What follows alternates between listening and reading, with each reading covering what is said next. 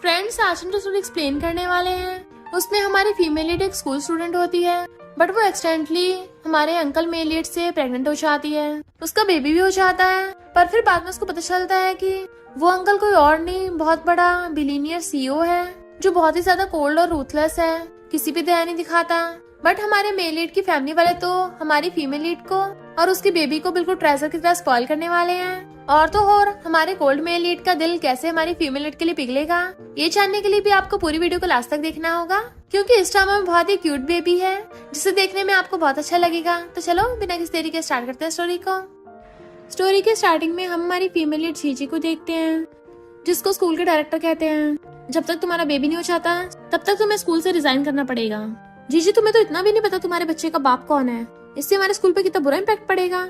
In fact जीजी college time में pregnant हो गई थी और फिर जब उसका बेबी हो जाता है वो अपने बेबी जाओ को लेकर जॉब के लिए अप्लाई करने के लिए चाहती है, बट वहाँ पे उसका रेज्यूमे देखते हैं कि तुमने सिर्फ पोस्ट ग्रेजुएशन किया है। और तो और उसका बेबी देख लेते हैं तो उसको जॉब पे रखने से मना कर देते हैं। वो कहते हैं ऐसा मत करिए, मेरे बेबी बहुत शांत है, बिल्कुल शोर नहीं करता, काम में डिस्टर्ब नहीं होगा बिल्कुल भी। बट इतने में उसका डॉक्टर मोमा चाहती है कि मैंने तुझे बोला ना तुझे वैंग से शादी करनी पड़ेगी। एक तो मैं तेरे जंगली बच्चे को ठिकाना लगाने का रास्ता बता रही हूँ, पर जीजी खुद को छुड़ा लेती है। मैं वैंग से शादी नहीं करूंगी और मेरा बच्चा जंगली नहीं है। उसकी मॉम उसके बच्चे को छीनने लगी थी तो कहती मेरे बेबी से दूर रहो, बट डॉक्टर मॉम जबरदस्ती खींचने लग जाती है उसको। तभी वहाँ पर हमारे मेल लीड मिस्टर फूचिंग की एंट्री होती है और आके कहता है मैं इस बच्चे का बाप हूँ। और डॉक्टर मॉम कहती है तुम किसके साथ मिलकर मुझे बेवकूफ बना रहे हो। और फिर से जीजी को खींचने लग गई थी कि घर चल। वो कहती है सच में यही बच्चे का बाप है। तभी मिस्टर फूचिंग उसको रोक देता है, तुम्हें कोई हक नहीं मेरी बेबी को लेकर जाने का। असिस्टेंट आकर कहता है बॉस कार रेडी है। और डॉक्टर मॉम कहती है बॉस कपड़े भी सही से पहन के आए हो। जीजी तुम चाहे जितने मर्जी लड़के बुला लो, मैं नहीं डरने वाली, तुम्हें मेरे साथ बैंक से मिलने चलना ही होगा। मिस्टर फूचिंग पुलिस को कॉल करने लग जाता है कि यहाँ पे ह्यूमंस का सौदा चल रहा है। वो कहते ये क्या बोल रहे हो, मैं इसके डॉक्टर मॉम हूँ। बट जीजी अपने बेबी को लेके मिस्टर फूचिंग के पीछे छुप जाती है तो वो गुस्सा चली जाती है कि तुम्हें तो मैं बाद में देख लूंगी। मिस्टर फूचिंग जीजी को अपने साथ हॉस्पिटल में ले आया था, वो अपने बेबी जाओ को खिला रही थी। तभी डॉक्टर को बताता है कि हमने जाओ का मिस्टर फूचिंग के साथ डीएनए टेस्ट किया और बिल्कुल 100% मैच हो गया, ये आप ही का बेटा है। तो मिस्टर फूचिंग जीजी से आकर कहता है क्या मैं इसे गोद में ले सकता हूँ। तो वो सिपकड़ा देती है और उसको टेक्निक बता रही थी कि ऐसे बेबी को करना है, क्योंकि बच्चे बहुत ज्यादा नाजुक होते हैं। पर जब वो उसे बता रही थी तब उन दोनों के हाथ टच हो जाते हैं। मिस्टर फूचिंग कहता है मैंने सही पकड़ा है ना। इतने में ग्रैंडपा अपने बॉडीगार्ड्स के साथ आ जाते हैं और कहते हैं मुझे भी अपने ग्रैंडसन को हक करना है। तो मिस्टर फूचिंग बेबी को ग्रैंडपा को पकड़ा देता है। वो बेबी को खिलाने लग गए थे। वाओ ये कितना क्यूट है, बचपन में जैसे मिस्टर फूचिंग दिखता था ना बिल्कुल वैसे दिख रहा है। जीजी सोचती है लगता है इन सबको बेबी बहुत ज्यादा पसंद आ गया है, बट कहीं ये लोग जाओ की कस्टडी के लिए मुझसे फाइट ना करने लग जाएं। ग्रैंडपा कहते हैं अपने ग्रैंडसन को घर लेके चलते हैं। तो जीजी भागकर जाकर जाओ को खुद गोद में उठा लेती है कि नहीं मैं अपने बेबी को खुद पाल सकती हूँ, मैं तुम लोगों को नहीं दूंगी। मिस्टर फूचिंग कहते चिंता मत करो, फू फैमिली बाबा के साथ अच्छा बिहेव करेगी। ग्रैंडपा मिस्टर फूचिंग पे चिल्ला के पड़ते हैं, वो क्या ये सुनना चाहती है, क्या बोल रहे हो। तो मिस्टर फूचिंग कहता है हमारी फू फैमिली तुम्हारे साथ और बेबी के साथ गलत बिहेव नहीं करेगी। हमारे शहर में बहुत बड़ा विला है, कंपनी के मैं तुम्हें 5% शेयर देने को भी तैयार हूँ, बताओ तुम्हें क्या चाहिए, जो मांगोगे वही मिलेगा। तो कहती है बेबी भी छोटा है, मैं उसको छोड़ नहीं सकती ऐसे, और वैसे मुझे कुछ नहीं चाहिए, मुझे मेरा बच्चा चाहिए। मिस्टर फूचिंग कहता है मैंने तुम्हें ऑलरेडी काफी दे दिया है। वो कहती है बच्चा मेरा है, यहाँ पे जो भी मैंने तुम्हें वो सब मुझे पता है, और मेरे और बेबी के बीच में ब्लड रिलेशनशिप है जो तुम पैसों से नहीं खरीद सकते। और बेबी को लेके जाने लगी थी। मिस्टर फूचिंग उसे रोकता है कि तुम्हें लगता है मुझे पता नहीं है, कैफे पे जो लेडी थी वो तुम्हारी फैमिली मेंबर थी, तुम लोग मिलकर नाटक कर रहे थे, तो बताओ तुम्हें क्या चाहिए। जीजी कहते तुम्हारी नजरों में ऐसे इंसान हूँ। तभी जाओ रोने लग जाता है तो उसको छुपाने लग जाती है। तब जाके वो शांत होता है तो कहती है मुझे नहीं पता तुम मेरे बारे में क्या सोचते हो, मैं बस अभी अपने बेबी को पालना चाहती हूँ। मिस्टर फूचिंग जैसे तुम्हारी अभी कंडीशन है मुझे नहीं लगता तुम सही से कर पाओगे ऐसा। इनफैक्ट हुआ कुछ यूँ था कि उसकी फैमिली वालों ने उससे कहा था कि तुम्हें वैंग को सर्व करना ही होगा, हमें हमारे रिटायरमेंट के लिए भी तो पैसे चाहिए। वो कहती नहीं प्लीज आप लोग मुझे फोर्स मत करिए, बट वो लोग उसे मारते हैं, तुम्हें करना तो पड़ेगा। जीजी वहाँ से भागने लगी थी। उसी टाइम मिस्टर फूचिंग भी टल्ली होके आ रहा था और जैसे वो अपने रूम में जाने वाला होता है जीजी आकर उसे टकरा जाती है, उसकी बाहों में गिर गई थी। इस तरीके से उनका वन नाइट स्टैंड हुआ था और कहती है उस रात के बारे में तुम जैसे सोच रहे हो ना वैसा नहीं है, मैं बस उस टाइम कॉलेज स्टूडेंट थी और मेरे डॉक्टर पेरेंट्स मुझे फोर्स कर रहे थे। फिर जब बेबी बड़ा हो गया तो मैंने ग्रेजुएशन दोबारा से की ताकि अपने बेबी को सपोर्ट कर पाऊँ। तुम मुझसे मेरा बच्चा नहीं छीन सकते, मैं तुमसे फाइट करूंगी। और बेबी को लेके अंदर चली जाती है। ग्रैंडपा मिस्टर फूचिंग को डांटते हैं तभी तुम्हारी अभी तक शादी नहीं हुई है। और वो जीजी से जाकर कहते हैं डॉटर इन लॉ गुस्सा मत करो, मिस्टर फूजिंग थोड़ा कोल्ड हार्टेड है, पर हम रिच फैमिलीज कभी बच्चों को छीनते नहीं है। मैं तुमसे प्रॉमिस करता हूँ, हम तुमसे बेबी को नहीं छीनेंगे। हमें पता है तुमने बेबी को पालने में बहुत मेहनत की है। हम तो बस ये चेक कर रहे थे कि बेबी ठीक है ना। तो सोचती है ये तो काफी काइंड ग्रैंडपा लग रहे हैं। अगर साउस ऑफ फू फैमिली में रहेगा तो उसकी लाइफ बेटर हो जाएगी, और इस बात का सहारा लेके मैं भी उन अडॉप्टेड पेरेंट्स से छुटकारा पा सकती हूँ। मिस्टर फूजिंग आकर कहता है, डैड सही कह रहे हैं, हम तुम्हारे बेबी को छुड़ाएंगे नहीं, हम बस उसको बेटर फ्यूचर देना चाहते हैं। तभी ग्रैंडपा उन दोनों का हाथ पकड़ लेते हैं और कहते हैं, हम सब फैमिली हैं, तो ऐसे रूडली बात नहीं करनी चाहिए। मिस्टर फूजिंग तुम कितने कोल्ड हो और नखरे दिखाते हो, क्या तुम्हें वाइफ नहीं चाहिए? जी मैं तुम्हारी बात समझ सकता हूँ। तुम्हारे अडॉप्टेड पेरेंट्स तुम्हें और तुम्हारे बच्चे से छुटकारा पाना चाहते हैं और पैसों के लिए तुम्हारे साथ ये सब कर रहे थे, तो तुम दोनों सिविल ब्यूरो जाकर मैच सर्टिफिकेट ले आओ। और उन दोनों का हाथ पकड़ा देते हैं। बट वो तो एकदम हैरान थी। मिस्टर फूजिंग कहता है, डैड आप ये क्या बोल रहे हो? तो ग्रैंडपा कहते हैं, क्या तुम नहीं चाहते मेरे ग्रैंडसन को एक कंप्लीट फैमिली मिले? और वैसे भी ये अच्छी लड़की है, बल्कि तुमसे अच्छी है। तुम 30 के होने वाले हो, बट ये अभी इतनी यंग है। असिस्टेंट उन दोनों के आईडी कार्ड पकड़ा देता है कि अब जल्दी से मैरिज सर्टिफिकेट ले आओ। नेक्स्ट दिन में ग्रैंडपा अपने ग्रैंडसन को खिला रहे थे कि ये कितना क्यूट है, मैं तुम्हारे लिए बहुत बड़ा प्लेग्राउंड बनवाऊंगा। इतने में वो दोनों मैरिज सर्टिफिकेट लेके आते हैं। मिस्टर फूजिंग कहता है, भले हमारी शादी हो गई है, पर फिर भी तुम्हें मेरे रूल्स फॉलो करने पड़ेंगे। वो कहती, कौन से रूल्स? बेबी के अलावा हमारे बीच में कुछ नहीं है, और ना ही हमारे बीच में कोई फिजिकल कॉन्टेक्ट होगा। Okay uncle? तो वो हैरान था, मुझे अंकल बोल रही है। ग्रैंडपा मैरिज सर्टिफिकेट देके बड़ा खुश होते हैं और क्लैपिंग करके वहाँ पे बहुत सारे मेड्स को बुला लेते हैं, जो अलग अलग बहुत एक्सपेंसिव ज्वेलरीज लेके आए थे। वो हैरान थी, ये सब क्या है? ग्रैंडपा कहते हैं, आपसे हम फैमिली हैं और तुम हमारी फू फैमिली की डॉटर इन लॉ हो, तो हम तुम्हारे साथ कुछ गलत थोड़ी ना होने देंगे। भले अभी कोई फॉर्मल वेडिंग नहीं हुई है, पर गोल्ड की गिफ्ट तो जरूरी है ना। और साथ में एक 1 बिलियन का क्रेडिट कार्ड देने लगे थे कि इसे जो मर्जी बाय कर लेना। मिस्टर फूजिंग कहता है, डैड आपको पता है ना इस लड़की का पर्पस पैसे है, और आप इसको इतना दे रहे हो। वो कहती है, हेलो अंकल, मुझे तुम्हारे पैसे नहीं चाहिए, मैं बस चाहती हूँ तुम जाओजा के साथ अच्छे से बिहेव करो। तभी जाओजा रोने लग जाता है। तो मिस्टर फूजिंग कहता है, ये सपने में रो क्यों रहा है? ग्रैंडपा कहते हैं, जब इसके पेरेंट्स आपस में लड़ाई करेंगे तो बेचारा रोएगा ही ना। मिस्टर फूजिंग तुम जरा अपने गुस्से वाले दिमाग को ठंडा करो, वरना मैं जीजी को बेबी को ले जाने दूंगा यहाँ से। तो मिस्टर फूजिंग जल्दी से बेबी को छुपाने लग जाता है। डरो मत, मैं हूँ ना, अब मम्मी डैडी फाइट नहीं करेंगे। ये अभी क्यों रो रहा है? क्या ये बीमार है? हमें इसको हॉस्पिटल लेके चलना चाहिए। वो कहती है, ये जरा अभी भूखा है। तो कहता है, फिर जल्दी से इसको खिलाओ ना। जीजी हैरान थी, क्या यहाँ पर? फिर मिस्टर फूजिंग भी समझ आता है और कहता है, मेरा मतलब कि जल्दी बेबी वाले रूम में ले जाकर इसको दूध पिला देना। ग्रैंडपा कहते हैं, हमने बेबी के लिए स्पेशल नैनीज रखी हैं, जो बच्चों का ध्यान रखने में एक्सपर्ट हैं। वो कहती, थैंक यू ग्रैंडपा, और जाओजा को पकड़ के वहाँ से ले जाती है। मिस्टर फूजिंग जाने लगा था तो ग्रैंडपा कहते हैं, और तुम भी जल्दी बाप बनना सीख लो। वो कहता, मैं समझ गया, और पीछे भागता है। जीजी बेबी को रूम में ले जाकर कहती है, क्या तुम ब्रेस्ट पंप उठाने में हेल्प करोगे? मिस्टर फूजिंग पूछता है, ये ब्रेस्ट पंप क्या होता है? तो जल्दी से बेबी को झूले में लिटा देती है और कहती है, तुम यहाँ पर? इनफैक्ट उसने उसको नैनी समझ लिया था। मिस्टर फूजिंग कहता है, मैं बेबी का डैडी हूँ, तो ऑफ कोर्स उसका ध्यान रखूंगा ना। और उसको जाके खिलाने लग गया था। तो सोचती है, शायद ये अच्छा फादर है, पर ये जरूरी नहीं है कि ये अच्छा हस्बैंड भी होगा। मुझे फिर भी साथ में कुछ ना कुछ करते रहना होगा। और कहती है, क्या मैं तुमसे कुछ डिस्कस कर सकती हूँ? वो पूछता, बताओ। तो कहती है, तुम्हें मुझे पैसे देने की जरूरत नहीं है। दिन में नैनी बेबी का ध्यान रख लिया करेगी और रात में आके मैं बेबी का ध्यान रख लूंगी। मिस्टर फूजिंग पूछता है, तुम क्या करना चाहती हो? तो कहती है, स्कूल स्टार्ट होने वाले हैं, तो मैं दोबारा से अपनी स्टडी कंटिन्यू करना चाहती हूँ ताकि डिप्लोमा ले सकूँ। ये मेरा सपना है। वो कहता है, ठीक है, फिर रिच फैमिली में बेबी का बहुत अच्छे से ध्यान रखा जाएगा। तो वो थैंक यू करती है। इधर वैंग अपने गुंडे लेके जीजी के अडॉप्टेड पेरेंट्स के पास पहुंच गया था कि कहाँ है वो लड़की, अभी तक मिली क्यों नहीं? और उन लोगों को मार रहे थे। तो कहते हैं, हम जल्दी उसको पकड़ लाएंगे, हमने उसके फोन की लोकेशन ट्रैक कर ली है। बट वैंग तो गुस्से से चाकू फेंक के मारता है। नेक्स्ट जीजी कॉलेज आती है, तभी उसके अडॉप्टेड पेरेंट्स आकर उसे खींच के लेके जाने लगे थे। तो सब स्टूडेंट्स वहाँ पे भीड़ लगा खड़े हो जाते हैं कि यहाँ के तमाशा हो रहा है। अडॉप्टेड पेरेंट्स कहते हैं, हमने तुम्हें पाल पोस के बड़ा किया और तुम हमें ये सिला दे रही हो। वो कहती, गलती तुम लोगों की है, तुम लोगों ने बैंक से पंगा लिया, उसके पैसे ले लिए, उसके बदले में मुझे दे रहे हो। तो कहते हैं, हमने उससे पैसे थोड़ी ना लिए हैं, वो तो उसने हमें गिफ्ट दिया है। जीजी कहते, तुम लोग झूठ मत बोलो, तुम लोगों ने बैंक से पैसे लेके मेरी सो कॉल्ड सिस्टर को दे दिए ताकि वो फॉरेन में जाकर फन कर सके, छोड़ो मुझे। तो अडॉप्टेड पेरेंट्स वहाँ पे तमाशा करने लग जाते हैं, रो रो के दिखाने लग गए थे कि हमने इतनी मेहनत करके इसको पाला है, पर ये शादी से पहले किसी जंगली से प्रेग्नेंट होकर आ गई और अब हमसे रिश्ता तोड़ रही है। अगर हमने इसको अडॉप्ट ना किया होता तो ये रास्ते में पड़ी मिलती। सब स्टूडेंट्स उल्टा जीजी को गलत समझने लगे थे कि ये लड़की कितनी एहसान फरामोश है, इसे तो हमारे कॉलेज से निकाल देना चाहिए। वो कहती, जो ये लोग बोल रहे हैं ना वो सच नहीं है, और हाथ फड़ा के जाने लगी थी, बट एक स्टूडेंट उसे धक्का मार के गिरा देता है। जिससे उसके हाथ में चोट लग जाती है। इधर असिस्टेंट आकर मिस्टर फूजिंग को बताता है कि बॉस, आपकी वाइफ प्रॉब्लम में है। मिस्टर फूजिंग पूछता है क्या मतलब तुम्हारा, ऐसा क्या हो गया? तो असिस्टेंट कहता है उसके डॉक्टर पेरेंट फिर से उसको पैसों के लिए बैंक को देना चाहते हैं। उसने पिछली बार तो जैसे जैसे बच के बेबी को जन्म दे दिया था, बट अब उसके डॉक्टर पेरेंट्स फिर से उसके पीछे पड़ गए। मिस्टर फूजिंग कहता है इसका मतलब मैंने सचमुच में गलत समझा था, और जल्दी से उसको बचाने के लिए उठ के भागता है। इधर डॉक्टर पेरेंट्स अपनी बेल्ट निकाल लेते हैं उसे मारने के लिए, पर तभी वहाँ पर मिस्टर फूजिंग असिस्टेंट अपने बॉडीगार्ड्स के साथ पहुंच जाता है और डॉक्टर डैड को लात मार के भड़का देता है।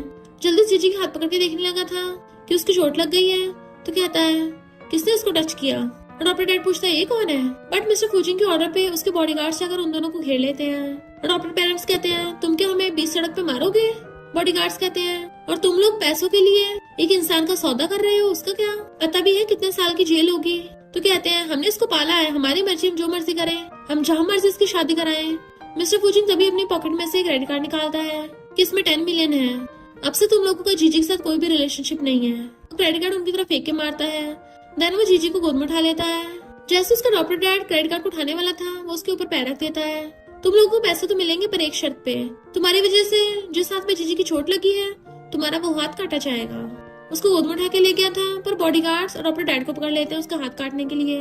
मिस्टर फूजिंग जाके उसे कार में उठा देता है, चिंता मत करो मैं तुम्हें घर लेके चलता हूँ। देन उससे घर ले आया था कि तुमने मुझे बताया क्यों नहीं? वो कहते मुझे लगा मैं हैंडल कर लूंगी। वो कहता मुझे पता तुम हैंडल कर सकती हो, पर कभी कभी सिचुएशन आउट ऑफ कंट्रोल हो जाती है और इससे तुम्हें चोट भी लग सकती है, देखो लग भी गई। वो कहती है पर हमने तो डील की थी, बेबी के अलावा हम एक दूसरे की किसी और चीज में इंटरफेयर नहीं करेंगे। मिस्टर फूजिंग कहता है पहले जो भी हुआ मैंने उसके लिए तुम्हें गलत समझा था, इसलिए मैंने ऐसा रूड बिहेव किया, उसके लिए सॉरी। उसके हाथ पकड़ लेता है, पर अब से अगर तुम्हारे साथ कुछ भी हो, कोई भी डेंजर हो, तुम्हें सबसे पहले मुझे बताना है, मैं तभी तुम्हारे पास आ जाऊंगा। फिर जीजी नहाने के लिए वॉशरूम में जाने लगती है। जैसे गेट बंद करने वाली होती है तभी मिस्टर फूजिंग वहाँ पे आ जाता है और कहता है तुम्हारे हाथ पे चोट लगी है, अगर ऐसे नहाओगी तो चोट पे इन्फेक्शन हो सकता है। वो कहते कोई बात नहीं मैं कर लूंगी, बट मिस्टर फूजिंग तो सीधा वॉशरूम के अंदर ही आ जाता है और उसे जाके दीवार से घेर लिया था। जैसे क्लोज होने लगा था वो नर्वस होने लग जाती है कि अंकल तुम ये क्या कर रहे हो? तो दूरों कहता है मेरा मतलब कि क्या तुम्हें हेल्प के लिए कोई नौकर चाहिए? वो हाँ कर देती है। देन मिस्टर फूजिंग ने नैनी को भेज दिया उसकी हेल्प कराने के लिए। जब वो नहाकर बाहर आती है तो मिस्टर फूजिंग लैपटॉप पे काम कर रहा था। उसे ऐसे थे कि मिस्टर फूजिंग गर्मी लगने लगी थी। देन वो भी उठ के जाने लगता है तो उसका हाथ पकड़ लेती है, थैंक यू आज मेरी हेल्प करने के लिए। वो कहता है तुम मेरे बेबी की मॉम हो तो तुम्हारी सेफ्टी का ध्यान रखना मेरी रिस्पॉन्सिबिलिटी है। तो सोचती है ये सब ये बेबी के लिए कर रहा है, मैं पता नहीं क्या ही सोच रही थी। चलो वैसे अच्छा ही है, जाजो को इतना अच्छी फैमिली मिली है, इससे ज्यादा मुझे और लालची नहीं होना चाहिए। फिर मॉर्निंग में वो दोनों साथ में उठ के आते हैं। ग्रैंडपा को देख वो कहती है कल मेरे हाथ पे चोट लग गई थी तो जाजो का ध्यान रखना सही नहीं होगा, इसलिए मैं मिस्टर फूजिंग के साथ बेडरूम में थी। ग्रैंडपा कहते फिर क्या हो गया, तुम दोनों तो कपल हो, साथ में रहना तो नॉर्मल है, और वैसे भी जो भी कल हुआ मैंने उसके बारे में सुना, हमारे फूजी ग्रुप ने तो उस कॉलेज में इन्वेस्टमेंट कर रखा है और हमारी डॉटर इन वहीं पे बुली हो रही है। मिस्टर फूजी में गुस्सा करते ये सब हो क्या रहा है? वो कुछ बोलता तभी जीजी को कॉल आता है, क्या तुम अब भी स्टडी करना चाहती हो? तुम्हारी वजह से स्कूल में तमाशा हो गया है, अच्छा होगा तुम कॉलेज ही छोड़ दो। वो कहते हैं डायरेक्टर मेरी बात तो सुनिए, पर स्कूल का डायरेक्टर तो चिल्ला के पड़ रहा था, अभी के अभी स्कूल में आकर मुझसे बात करो। और फोन काट देता है तो ग्रैंडपा गुस्से में थे, लगता है उस डायरेक्टर को अपनी जॉब प्यारी नहीं है। जीजी बिल्कुल मत डरो, मिस्टर फूजिंग तुम इसको स्कूल लेके जाना, मैं भी देखता हूँ कौन मेरे रिच डॉटर इन लॉ को बुली करने की हिम्मत करता है। मिस्टर फूजिंग कहता है डैड आप चिंता मत करिए मैं हैंडल कर लूंगा। वो जैसे डायरेक्टर के ऑफिस में आती है वो कहता है ये कॉलेज के रिजाइन पेपर्स पे साइन कर दो। तो कहती है मेरे डॉक्टर पेरेंट्स ने मुझे फंसाया है, प्लीज आप मेरे साथ भेदभाव मत करो, मुझे ऐसे स्कूल से नहीं निकाल सकते। तो डायरेक्टर कहता है बहुत स्टूडेंट्स ने देख लिया है और तुम्हारी वजह से हमारे स्कूल की इंसल्ट हुई। वो कहती है मेरे ग्रेजुएशन में सिर्फ 1 साल बचा है, प्लीज मुझे अपना डिप्लोमा लेने दो, मैं प्रॉमिस करती हूँ इसका स्कूल पे कोई इफेक्ट नहीं पड़ेगा। पर वो उस पे कप फेंक के मारता है जिसकी वजह से उसके सर पे चोट लग गई थी, पर वो चिल्ला के पड़ता है सुना नहीं, निकलो यहाँ से। और फिर शहना कर कहती है सिस्टर तुम्हें मेरे पेरेंट्स ने पाला है, सोच रहे थे तुम उनका एहसान ऐसे चुकाओगी, हम तुम्हारे जैसी लड़की को स्कूल में कैसे रख सकते हैं। और डायरेक्टर की तरफ अजीब नजरों से देख रही थी। जीजी समझ जाती है इन दोनों में कुछ चक्कर चल रहा है और कहती है इसका मतलब तुम ये सब कर रही हो, मैं भी प्रिंसिपल को शिकायत करके आती हूँ। पर शहर से पकड़ लेती है, अगर हिम्मत भी की ना तो मैं यही टपका दूंगी। और जैसे उसको थप्पड़ मारने वाली थी जीजी उसका हाथ पकड़ लेती है कि अब तो मुझे बुली नहीं कर सकती और उल्टा उसी के थप्पड़ मार देती है। जैसे वो पलट के मारने लगी थी तभी वहाँ पर मिस्टर फूजिंग आ जाता है। डायरेक्टर कहता है प्रेसिडेंट आप? मिस्टर फूजिंग आकर उससे कहता है क्या तुम सच में अपनी आइडेंटिटी रिवील नहीं करना चाहती, क्या तुम ऐसे खुद को प्रोटेक्ट करोगी? उसे सहलाने लगा था तो उसकी चोट देख लेता है, तो फिर एक बॉक्स उठाकर गुस्से से डायरेक्टर की टकली फोड़ देता है। ये देख के तो जीजी को होश उड़ गए थे कि ये तो सच में बहुत डेंजरस अंकल है। पर डायरेक्टर की पुंगी बची हुई थी और कहता है ये सब बस एक मिसअंडरस्टैंडिंग है। मिस्टर फुचिंग कहता है अगर किसी ने तुम्हें दोबारा बुली करने की हिम्मत की तो तुम भी ऐसे करके उसको सबक सिखाना। और शैन की तरफ गुस्से से देख रहा था। शैन सोचती है इसने तो डायरेक्टर को इतनी बुरी तरह से मार दिया, लगता है ये इंसान कोई मामूली नहीं है, तभी तो ये जीजी इतनी हिम्मत वाली बन गई, इसी की वजह से हो रहा है। और अच्छी बनने के लिए उसका हाथ पकड़ लेती है। सिस्टर ये कौन है? कल पेरेंट्स ने बताया था कि तुम्हें एक आदमी पब्लिक से उठा के ले गया, क्या ये वही जंगली है? वो हाशुड़ा लेती है। मिस्टर फुचिंग कहते तुमने जंगली किसे बोला? तो कहते सॉरी सॉरी गलती हो गई। पर जीजी उसको थप्पड़ मार देती है। इसको याद रखना मैंने तुम लोगों के साथ रिश्ता तोड़ दिया है, आगे से जब हम दोबारा मिलेंगे तो मैं ऐसे प्रिटेंड करूंगी जैसे मैं तुम्हें जानती ना हूँ। शैन कहते सिस्टर ऐसा मत बोलो, मैं तुम्हारा भला चाहती हूँ। वो कहते अगर मेरा भला चाहती तो उन पैसों के चक्कर में मुझे और जाओ को नहीं देती, खुद तो वो पैसे लेकर फॉरेन में मजे करने के लिए भाग गई थी। शैन कहती है ऐसा मत कहो, हम सिस्टर्स हैं। पर जीजी कहती है मुझे इस ग्रीन टी से कोई बात नहीं करनी। मिस्टर फुचिंग चलते हैं बट वो उसका हाथ पकड़ लेती है। प्लीज मुझे इससे इंट्रोड्यूस तो करवा दो, तुम ऐसे वेल्थी फैमिली में शादी नहीं कर सकती। मिस्टर फुचिंग कहते छोड़ो उसे, तो डर के मैंने छोड़ देती है। वो कहता अगर दोबारा मेरी वाइफ को परेशान किया ना तो तुम्हारा इस शहर से नामो निशान मिटा दूंगा। डायरेक्टर डर के मारे कहता है प्रेसिडेंट आप चिंता मत करिए, ऐसा दोबारा कभी नहीं होगा, हमें पहले नहीं पता था ये जीजी आपकी बंदी है। शैन कुछ बोलने लगी थी, डायरेक्टर उसके थप्पड़ मार देता है। जीजी कहती जब मैं बच्ची थी तुम हमेशा मेरी चीजें चुरा लेती थी, अब क्या तुम मेरे बच्चे के बाप पे भी लाइन मारना चाहती हो? शैन कहती है हाँ क्योंकि मैं बचपन से तुमसे बेटर हूँ, तुम और तुम्हारा वो जंगली एक रिच फैमिली में रहने के लायक नहीं है। तो जीजी उसको थप्पड़ बजा डालती है। मेरा बच्चा जंगली नहीं है, अगर दोबारा ऐसा बोला तो मुंह तोड़ दूंगी। शैन कहती है तुम मुझे मारोगी, उसके मारने लगी थी। बट मिस्टर फुचिंग हाथ पकड़ लेता है अगर तुम ऐसे मेरी वाइफ को परेशान करती रही ना तो मैं तुम्हारी लाइफ को नर्क से भी बदतर बना दूंगा। और जीजी को पकड़ लेता है अगर यकीन नहीं तो ट्राई करके देख लो। शैन को गुस्सा रहा पर कुछ कर नहीं सकती थी, ऊपर से डायरेक्टर उसे पकड़ के घुटनों पर ला देता है। तो मिस्टर फुचिंग जीजी का हाथ पकड़ के ले जाता है वहाँ से। शैन गुस्से में थी कि एक ना एक दिन तुम्हारा बंदा मेरा होगा। मिस्टर फुचिंग जीजी को घर लेके आता है और उसकी चोट पे फूंक मारने लगा था। उसका हाथ पकड़ के लेके जाता है तो कहती है थैंक यू। वो लोग पहले मुझे मेरी बेबी की धमकी देके डराते थे, पर अब मेरा बेबी तुम्हारे प्रोटेक्शन में है तो अब मैं उन लोगों से नहीं डरती। मिस्टर फुचिंग कहता अब हमारी शादी हो गई है तो तुम इतना पोलाइट मत हो, वैसे मैंने तुम्हारी इतनी बार हेल्प की है तो बताओ तुम मुझे कैसे रिवॉर्ड दोगी? वो कहती है अभी मेरे पास पैसे नहीं है, ग्रेजुएशन के बाद भी पैसे कमा पाऊंगी, तब तुम्हें बहुत एक्सपेंसिव चीजें दिलाऊंगी। वो कहता मुझे वो नहीं चाहिए। तो हैरान फिर तुम्हें क्या चाहिए? मिस्टर फुचिंग उसे पकड़ के किस करने लग जाता है तो वो भी उसे किस करने लग गई थी। गर्ल्स कहती है वाओ ये कितना हैंडसम है, कितना रोमांटिक सीन चल रहा है, जैसे कोई आइडल ड्रामा देख रहे हो। जैसे वो देखती कोई और नहीं देख रहा है तो उसे दूर कर देती है, जल्दी चलो यहाँ से। बट वो उसे पकड़ लेता है मैं अपनी वाइफ को किस कर रहा हूँ तो किसी और से डरने की क्या जरूरत है। बट तभी उसे घर से फोन आता है नैनी का कि आप दोनों जल्दी घर आ जाइए, जाओ को पता नहीं क्या हो गया। घर पे नैनी जाओ को छुपाए जा रही थी क्योंकि वो बहुत रो रहा था। वो दोनों भाग कर आते हैं। नैनी बताती है कि मैंने फैमिली डॉक्टर को ऑलरेडी कॉल कर दिया। जीजी जाओ का फोरहेड चेक करती है, हो सकता है फीवर की वजह से रो रहा हो। नैनी को थर्मोमीटर लेने भेजती है और उसे छुपाने लग गई थी बेबी रो मत। वो बहुत ज्यादा नॉन स्टॉप रोए जा रहा था तो मिस्टर फुचिंग उसको छुपाने की कोशिश करने लगता है। वो थर्मोमीटर से उसका टेम्परेचर चेक करती है तो कहती है इसको तो फीवर नहीं है। मिस्टर फुचिंग कहता सॉरी, अगर मैं तुमसे पहले मिला होता तो तुम्हें इतना सब कुछ ना सहना पड़ता। और फिर मिस्टर फुचिंग बेबी को उठाकर अपनी गोद में बैठा लेता है और उसे अपनी गोद में उठा के हिलाने लग गया था तो वो चुप हो जाता है। वो कहती है अब ये नहीं रो रहा। मिस्टर फुचिंग वाज लाइक आखिर बेटा किसका है? इधर शैन गुस्से में थी कि उस बेकार चीजी को रिचेस्ट फू फैमिली कैसे मिल सकती है। उसके डैड कहते हैं मैं फू फैमिली से ऑलरेडी 10 मिलियन मिल गए हैं तो हमें क्या, वो कुछ भी करे। शैन कहती है मैं उसको ऐसे नहीं जाने दूंगी। उस जीजी ने मिस्टर फुचिंग को पटाकर उसके बच्चे को जन्म दिया और उन दोनों को कुछ प्लान बताने लगती है। डॉक्टर बेबी का चेकअप कर रहा था तभी वो लोग उसको कॉल करते हैं कि हमने सुना है तुम्हारी और तुम्हारी सिस्टर की लड़ाई हो गई थी स्कूल में, तुम्हारे डैड ने उसको बहुत डांटा। वो कहती है अगर तुम लोगों ने कॉल क्यों किया है? तो कहते हैं तुम्हारी शादी हो गई है, हम तुम्हें ब्लेसिंग देना चाहते हैं, क्या हमारे साथ डिनर पे चलोगी? वो कहती है अब से मेरा तुम लोगों से कोई रिलेशन नहीं है तो मुझे कॉल मत करना। मॉम कहती है क्या तुम्हें अपने बायोलॉजिकल पेरेंट्स के बारे में पता नहीं करना? हमें उनके बारे में कुछ पता चला है तो उसके लिए तुम्हें डिनर पे आना पड़ेगा। वो थोड़ी परेशान लग रही थी। मिस्टर फुचिंग पूछते क्या हुआ तो कहती कुछ नहीं, ऐसे स्पैम कॉल था। वो कहता है तुम्हें बेबी की चिंता हो रही है, डॉक्टर ने बोला कि बेबी ठीक है, थोड़ा सा इसको कोल्ड हो गया, 2 दिन में ठीक हो जाएगा। वो कहती है मैं थोड़ी थक गई हूँ। मिस्टर फुचिंग जैसे उसके क्लोज बैठता है वो उसे अपने पकड़ के क्लोज कर लेती है बट वो गुस्से से उसका हाथ पकड़ लेता है। देन फिर वहाँ चला जाता है। इनफैक्ट मिस्टर फुचिंग को लग रहा था कि वो उसे पटाने की कोशिश कर रही है। तभी ग्रैंडपा कहते हैं क्या हुआ, रूम के बाहर क्यों खड़े हो? वो कहता है मुझे उस पर गुस्सा आ गया था। तो ग्रैंडपा कहते हैं क्योंकि तुम उसे लाइक करते हो। तो कहता है अरे नहीं, मैंने उसको अभी हर्ट कर दिया। ग्रैंडपा कहते हैं अब तुम्हें जाके उसको मनाना पड़ेगा। वो पूछते हैं कैसे, तो ग्रैंडपा कहते हैं अभी फिलहाल जाके उसके साथ सो जाओ। तो कहता है मैंने उसके साथ रूल्स सेट कर रखे हैं कि मैं उसके साथ अभी सो नहीं सकता। ग्रैंडपा कहते हैं अगर तुमने मेरी डॉटर इन को खुश नहीं रखा ना तो मैं तुम्हें फुल फैमिली से निकाल दूंगा, बाद में मत कहना पूरी लाइफ सिंगल ही रहोगे। तो वो कहता है तो आप भी सिंगल हो। ग्रैंडपा उसे डांटते हैं कि मैं तुम्हारी मॉम का लॉयल हूँ, पूरी लाइफ टाइम में सिर्फ अपनी वाइफ से प्यार किया है। तो वो सोचता है पूरी लाइफ में सिर्फ एक इंसान से प्यार, और इससे मुझे अपना फर्स्ट टाइम दे दिया, मुझे बेबी भी दिया, मुझे तो उसका एहसानमंद होना चाहिए। क्या मैं उसे लाइक करता हूँ कुछ समझ नहीं आ रहा। तभी वो गेट खोलती है तो गिरने वाला था, वो उसका हाथ पकड़ती है, क्या हुआ, तो उसे पकड़ के क्लोज कर लेता है। देन फिर उसे पूरी को गोद में उठा लिया था, ऐसे उठा के रूम में ले जाता, बेड पे उठा लेता है कि बताओ मुझे क्या हुआ। उसका फेस पकड़ लेता है, आगे से फ्यूचर में हमारे बीच में कोई रूल्स नहीं होंगे, हम दोनों को अच्छी लाइफ जीनी है।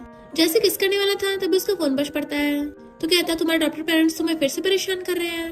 वो कहती है उन लोगों ने मुझे डिनर पे बुलाया है। वो कहता है मैंने तो उनको वार्न किया था कि तुम्हें परेशान न करें, अभी उनको ठिकाना लगवाता हूँ। तो कहती रुको, उन्होंने कहा कि उन्हें मेरे बायोलॉजिकल पेरेंट्स के बारे में कुछ पता है। वो कहता है फिर मैं भी तुम्हारे साथ चलूंगा।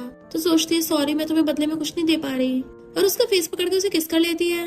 वो सोचता मैं समझ गया हूँ, मुझे इसके लिए कोई पछतावा नहीं है, इनफैक्ट मैं तो उसे लाइक करता हूँ, और उसका फेस पकड़ के किस करने लग जाता है। जैसे वो दोनों बेड पे गिर के किस करने लगे थे तभी बेबी बोल पड़ता है, तो दोनों एकदम से रुक जाते हैं। तो बेबी उनको झांक के देख रहा था। नेक्स्ट दिन में वो लोग साथ में डिनर पे आए थे। तो शैन कहती है ब्रदर इन लॉ जो भी स्कूल में हुआ उसको दिल पे मत लेना, मैंने सिस्टर से ऑलरेडी माफी मांग ली है। उसे ड्रिंक सर्व करती है। मॉम डैड भी अच्छे से बात करने लगे थे। वो कहती पहले ये बताओ मेरे बायोलॉजिकल पेरेंट्स कहाँ हैं। वो लोग कहते कम से कम पहले ड्रिंक तो कर लो उसके बाद बताएंगे। तो वो ड्रिंक उठा के पीने लगी थी, बट मिस्टर फूजिंग उससे क्लास से ले लेता है कि मेरी वाइफ ड्रिंक नहीं कर सकती तो मैं करूंगा, और खुद पी जाता है। जीजी कहते अब बताओ। मिस्टर फूजिंग कहते तुम बात करो, और वो खुद वॉशरूम चला जाता है। शैन भी बहाना मार के वहाँ से ले जाती है, पर इधर जीजी को पता चलता है कि इन लोगों ने तो उसे झूठ बोला। इधर मिस्टर फूजिंग को हॉट फील होने लग गया था क्योंकि उन लोगों ने ड्रिंक में नशा मिला दिया था। शैन वहाँ पर उसके आगे हेल्प करने लगी थी तो दूर धक्का मार देता है कि इसका मतलब तुमने मुझे नशा दिया। वो कहती है मैं तो उस जीजी से 1000 गुना बेटर हूँ। उसे पकड़ने लगी थी बट वो कहता दूर रहो मुझसे। तो कहती है एक बार मुझे टेस्ट करके देखो, फिर तुम्हें जीजी में कोई इंटरेस्ट नहीं रहेगा। उसे पकड़ के लेके जाने लगी थी।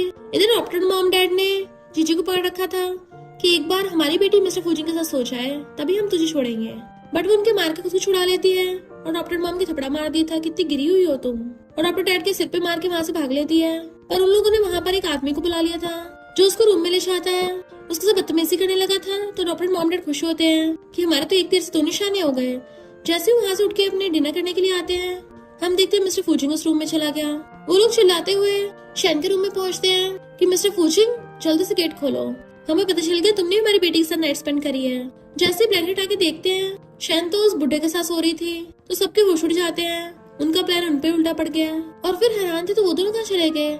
हम देखते हैं ये दोनों रूम में किसिंग कर रहे हैं। वो कहती मुझे तुम्हें प्रूफ दिखाना था, उस गैंग ने मेरे साथ गलत करने की कोशिश की, पुलिस को बुला लेते।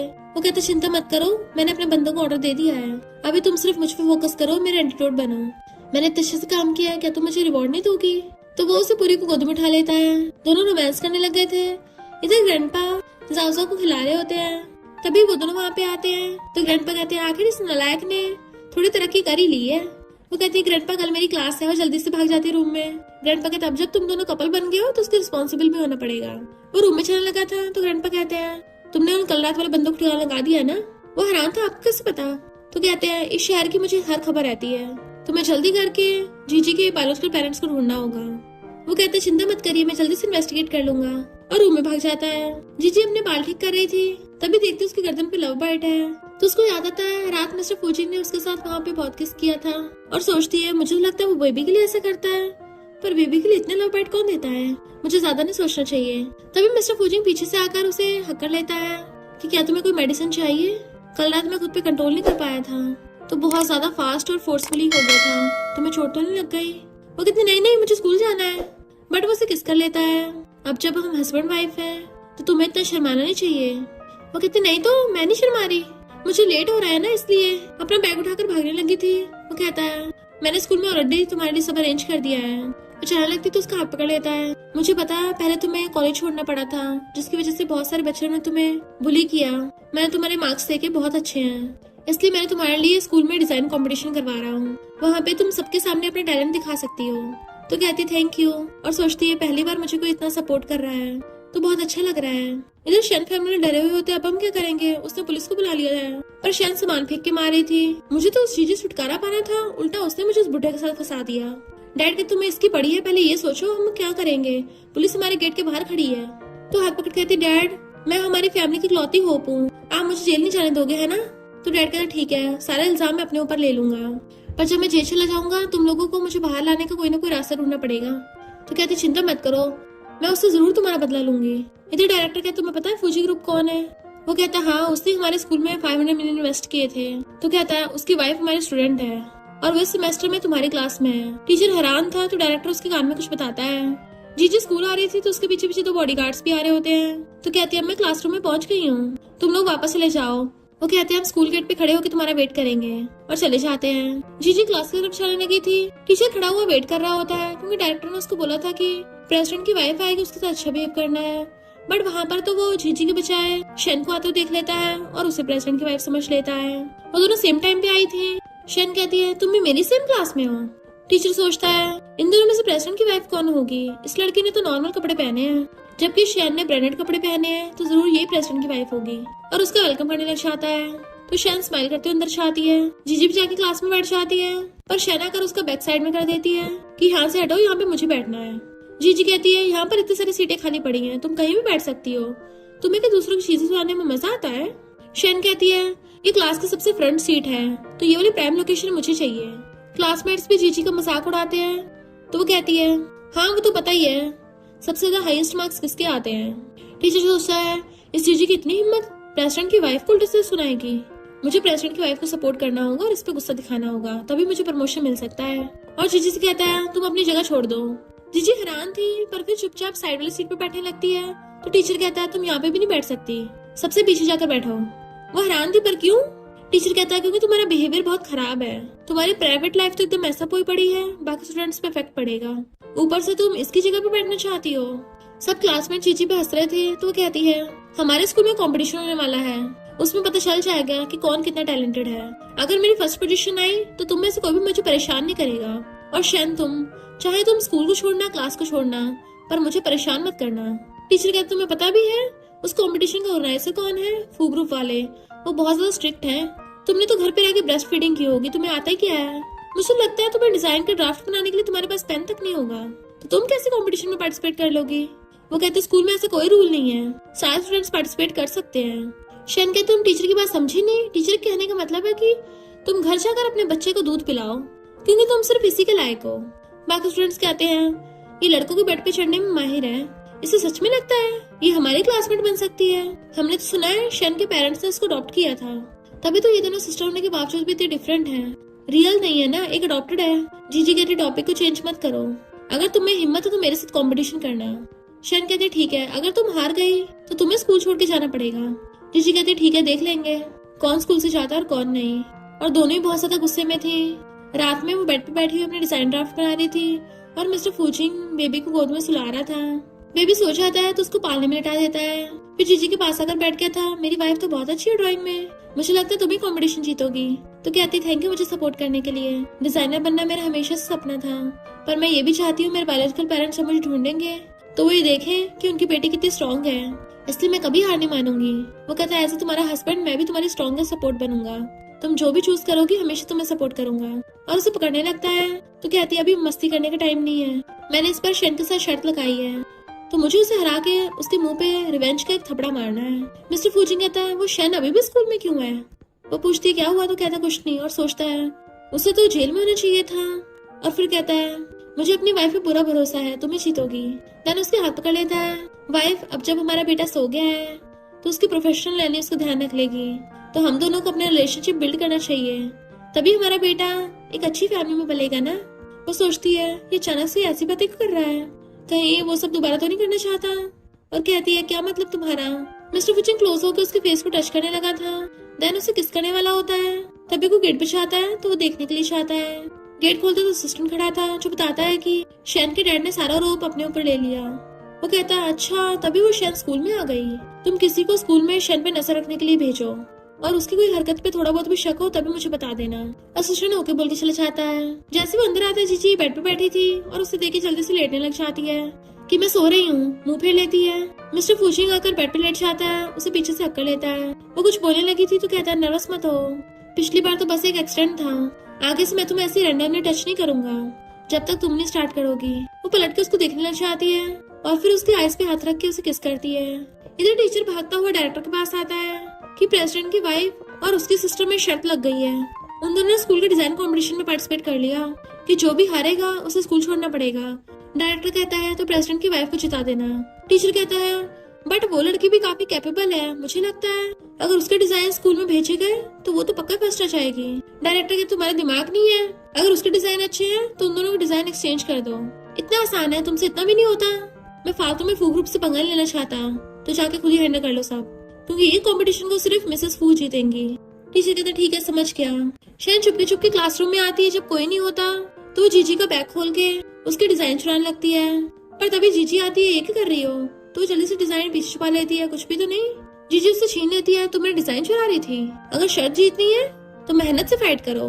शैन कहती तुम्हारी वजह से मेरे डैड को 10 साल की जेल हो गई। वो कहती क्योंकि वो इसी के लायक थे, मुझ पे आरोप मत लगाओ और मुझे मेरे डिजाइन वापस करो। बट वो दे नहीं रही होती, पर जैसे वो टीचर और बाकी स्टूडेंट को आते हुए देखती है, जानबूझ के खुद ही गिर जाती है और नाटक करने लगी थी, टीचर देखो ये मेरी डिजाइन चुरा रही थी, मैंने इसे रोका तो मुझे मारने लग गई, ये तो कंपटीशन में पार्टिसिपेट करने के भी लायक नहीं है। बाकी स्टूडेंट्स कहते हैं ये कितनी शेमलेस है, जीतने के लिए चोरी करती है, और चिल्लाने लगे थे इसको अभी कभी यहाँ से बाहर निकालो। जीजी कहती है ये झूठ बोल रही है, उल्टा इससे मेरे डिजाइन चुराए हैं। शैन कहती है इससे तो कॉलेज से इतने टाइम की छुट्टी ली थी, ये तो अपने घर पे जाके बेबी को संभाल रही थी, तो भला ये इतना अच्छा डिजाइन कैसे बना सकती है? तो इससे प्रूव होता है कि डिजाइन मेरा है। टीचर जीजी को सुनाने लग जाता है कि कंपटीशन अभी स्टार्ट भी नहीं हुआ, तुम यहाँ पे तमाशा करने लग गई, अब तो तुम्हें कंपटीशन में पार्टिसिपेट करने की जरूरत ही नहीं है। वो कहती है इससे मेरा डिजाइन चुराया तो मैं क्यों हार मानूं? टीचर का तो बोला ना अब तुम पार्टिसिपेट नहीं करोगी। जीजी सोचती है मैं मिस्टर फूजिंग को एम्बेरस नहीं करूंगी और ना ही हार मानूंगी, ना मैं बार बार ह्यूमिलेट होंगी ना बुली होंगी। मिस्टर फूजिंग अपने असिस्टेंट से पूछता है कि डिजाइन कंपटीशन स्टार्ट हुआ? वो कहता ऑलरेडी स्टार्ट हो गया। तो वो जल्दी से खड़ा हो जाता है। असिस्टेंट कहता बॉस आपकी तो मल्टीनेशनल मीटिंग है। मिस्टर फूजिंग कहता है मेरी वाइफ के लिए आज इम्पोर्टेंट डे है, तो अभी मुझे उसके पास होना चाहिए।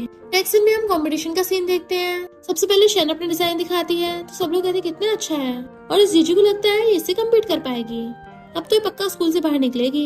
शैन कहती है मैंने इस ज्वेलरी का डिजाइन स्कूल के एम्बलम से इंस्पायर होकर बनाया है, तो सब लोग क्लैपिंग करने लग जाते हैं। टीचर कहता है वो हमारे नेक्स्ट कंटेस्टेंट्स की बारी है। फिर जीजी स्टेज की तरफ जाने लगी थी तो सब लोग कहते हैं ये कितनी बेशरम है, इतना सब कुछ होने के बाद भी कंपटीशन में पार्टिसिपेट कर लिया, इसने जरूर अपनी तरह बेकार डिजाइन बनाया होगा। शैन हंस रही होती है पर जीजी गुस्से से स्टेज पे आती है। टीचर पूछता है तुम्हारा डिजाइन कहाँ है? तो कहती है यही मेरा डिजाइन है। टीचर कहता है ये क्या बकवास कर रही हो, ये डिजाइन तो अभी शैन ने दिखाया है, उसका है। सब लोग कहते हैं ये पागल हो गई है, शैन के डिजाइन को अपना बता रही है। जीजी कहती है पहली बात तो डिजाइन मेरा है जो शैन ने चुरा लिया था, और दूसरी बात इसे तो ये भी नहीं पता मेरा डिजाइन किस चीज से इंस्पायर होकर बनाया है। ध्यान से देखो ये डिजाइन स्कूल एम्बलम जैसा तो है ही नहीं, शेप में थोड़ा बहुत उसके जैसा है, पर ये उससे इंस्पायर नहीं हुआ है, बल्कि ये तो यूनिवर्स से इंस्पायर है। जजेस कहते हैं इसकी बात में तो दम है। शैन को लगने लगता वो फंसने वाली है तो कहती है ये तुम क्या बकवास कर रही हो, ये मेरा डिजाइन है और सबको बताया कि तुम चोरनी हो। टीचर सिक्योरिटी गार्ड्स को बुला लेता है कि इस लड़की को स्कूल से बाहर निकालो, पर तभी वहाँ पर लग्जरी कार की एंट्री होती है। असिस्टेंट गेट खोलता है, देन उसमें से हमारा मेल लीड मिस्टर फूचिंग निकलता है। स्कूल वाले उसका वेलकम करते हैं तो वो स्कूल के अंदर जाने लगता है। जीजी जजेस से कहती है मैं सबके सामने शैन के साथ ड्राइंग कर सकती हूँ, फिर पता चल जाएगा कि ये डिजाइन किसका है। अगर शैन ने भी इसको ड्रॉ कर लिया तो मैं खुद ही हार मान जाऊंगी। और टीचर सिक्योरिटी गार्ड से कहता है खड़े के देख रहे हो, पकड़ के लेके जाओ इसको। और सोचता है प्रेसिडेंट की वाइफ को मैं कुछ होने नहीं दे सकता, वरना डायरेक्टर मुझे नहीं छोड़ेगा। सिक्योरिटी गार्ड्स आकर जीजी को पकड़ने लग जाते हैं, बट वो खुद को छुड़ा लेती है। तुम लोग मुझे बाहर नहीं निकाल सकते, क्या इसलिए जल्दी कर रहे हो क्योंकि तुम लोग को पता है कि गलती मेरी नहीं इसकी है, इसलिए डर है ये शैन पकड़ी जाएगी और मेरे साथ डिजाइन के लिए कंपेयर नहीं कर पाएगी। टीचर के कहने पे सिक्योरिटी गार्ड फिर से उसको पकड़ लेते हैं, बट जजेस कहते रुको, हमें स्टूडेंट को दोबारा चांस देना चाहिए। शैन कहते जज आप इसकी बात मत सुनिए, इससे ड्राइंग करवाओगे तो टाइम ही वेस्ट होगा, और वैसे भी इसके थोड़े बहुत शब्द बोलने से आप मेरे पे शक थोड़ी ना करोगे। जज कहते हैं पर कंपटीशन की फेयरनेस के लिए हमें ऐसा करना ही होगा, और साथ में हमें भी 2 क्लासमेट्स के बीच में लाइव कंपटीशन देखने को मिल जाएगा। जीजी कहते हैं अब जब जजेस ने बोल ही दिया है तो ठीक है, फिर फेयर मैच होगा। जैसे सिक्योरिटी गार्ड उसको पेपर पेन लाके देते हैं, शैन जानबूझ के नाटक करने लग जाती है कि मेरे हार्ट में दर्द हो रहा है, मेरी तबीयत बहुत खराब होने लगी है। जीजी कहती है ये सब ड्रामा करना बंद करो। तो शैन सोचती है अगर मैं डिजाइन ही नहीं बनाऊंगी तो किसी को कुछ शक नहीं होगा। टीचर कहता है इस गेम को और कंटिन्यू करने की जरूरत ही नहीं है। साफ साफ दिख रहा है शेन का डिजाइन सबसे अच्छा है और वही जीत गई है और इस जीजी को 0 स्कोर मिलता है। जीजी कहते आप लोग अंधे हो क्या, आपको दिख नहीं रहा कि ये शेन बीमार होने का नाटक कर रही है? बट कोई उसको सुनता ही नहीं। सिक्योरिटी गार्ड आकर उसे पकड़ने लग जाते हैं। तभी वहाँ पर मिस्टर फूचिंग की एंट्री होती है। सिक्योरिटी गार्ड जैसे उसे धक्का मारते हैं, वो गिरने वाली थी। मिस्टर फूचिंग आकर उसे पकड़ लेता है। डायरेक्टर आकर सिक्योरिटी गार्ड पे चिल्लाता है तुम ये सब क्या कर रहे थे? वो कहते हैं इस लड़की ने दूसरों का डिजाइन चुराया और यहाँ पे शोर मचा रही थी। शेन सोचती है यहाँ पे कैसे आ गया? स्टूडेंट्स कहते हैं ये तो फू ग्रुप के प्रेसिडेंट है ना, जिन्होंने हमारे स्कूल में इन्वेस्ट किया है। गर्ल्स कहती है वाओ ये कितना हैंडसम है, इतनी कम एज में इसने बिलियंस की प्रॉपर्टी खड़ी कर ली। जिसके भी फ्यूचर में से शादी होगी उसके तो मजे मजे होंगे। मिस्टर फूचिंग कहता है जो स्टेज पे डिजाइन लगा हुआ है वो मेरी वाइफ का है, क्या किसी को क्वेश्चन पूछना है? सब लोग हैरान हो जाते हैं कि जीजी मिस्टर फूचिंग की वाइफ है। प्रेसिडेंट तो ये खुद रिबेल कर रहे हैं। टीचर शेन को सुनाता है कि मैंने गलत समझ लिया था और आप कहता है बहुत बड़ी मिसअंडरस्टैंडिंग हो गई। डायरेक्टर कहता है तुमसे छोटी सी गलती हुई है, यहाँ पे मेरी जान पे आफत बनाई, तुमने सही से सुना क्यों नहीं था? तो टीचर का डायरेक्टर तुमने सही से एक्सप्लेन भी कहाँ किया था? और ये लड़की तो इतने नॉर्मल से कपड़े पहन के आई, इसलिए मुझे पता नहीं चला कि ये प्रेसिडेंट की वाइफ है। तो डायरेक्टर टीचर को डांट के चुप करा देता है और मिस्टर फूचिंग से माफी मांगने लगा था। वो कहती है पर हम तो इस बात पे राजी हुए थे ना कि तुम मेरी आइडेंटिटी रिवील नहीं करोगे। उसको जलाकर कहता है सॉरी वाइफ, मेरे पास और कोई रास्ता नहीं बचा था, मैं तुम्हारे साथ गलत होते नहीं देख सकता था। वो कहती है मुझे लगा मैं खुद सॉल्व कर लूंगी, सोचा नहीं था ये शेन इतनी गिरी हुई निकलेगी।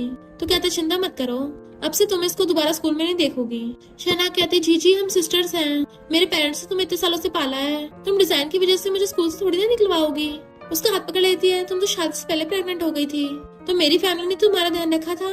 स्टूडेंट्स कहते हैं तभी हम सोचे इसने इतने टाइम तक स्कूल से छुट्टी क्यों ली थी, क्योंकि शादी से पहले प्रेग्नेंट हो गई थी, कहीं ये बच्चा प्रेसिडेंट का तो नहीं है।